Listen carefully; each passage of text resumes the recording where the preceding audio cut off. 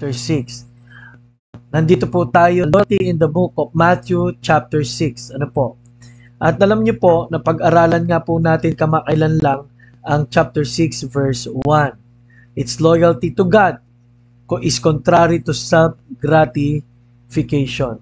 Loyalty to God is contrary to self-gratification. Ngayon naman po is, loyal to God is contrary to pride and unanswered prayer. Ano po? Ano po ang sabi po roon sa verse number 2? Ang sabi po roon ay ganito. Therefore, ano po? Sabi riyan, ano po? Therefore, when thou doest thine alms, o kay nananalangin, do not sound a trumpet before thee, as the hypocrites do in the synagogues and in the streets. Biri mo na kahit sa mga hindi lang templo, pati sa lansangan, that they may have glory of men. Verily I say unto you, they have their reward. Ano po? Kahit po sa verse number 7, binanggit po yan. Ano po? Na nasa kanila na ang kanilang reward. Ano po? O sa verse number 3, okay, nasa na ang kanilang mga reward. Ngayon po, ang ating pong gustong sabihin dito is, pag tapat tayo sa Diyos, no, ito ay kontra po sa answered prayer. Pag di tayo nagtatapat sa Diyos, tayo ang gusto nating makita, ito ay kontra sa answered prayer.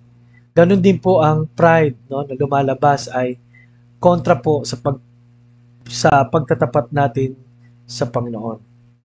Kontra po ito sa pagtatapat natin sa Diyos. Marami po pala mga bagay na nagagawa ang tao, no? Particular po ang pride, na kontra po doon sa gusto ng Diyos. Ano po? At sa pagtatapat sa Diyos. No?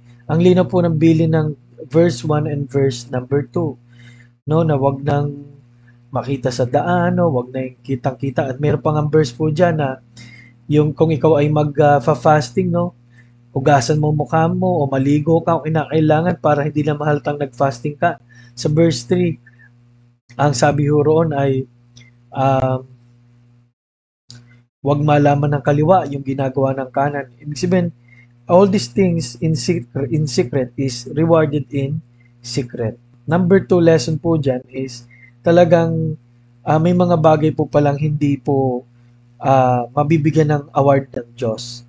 Number 3 na lesson po dito, bukod sa unanswered prayer, no, hindi tutuparin ng Diyos ang panalangin, ang isang bagay pa pong kontra dyan ay ang taong ito ay ipinakikilala niya ang sarili niya na hindi talaga karapat-dapat na tawaging tapat. Ano po? Kasi po, gusto natin ay tayo ang makita.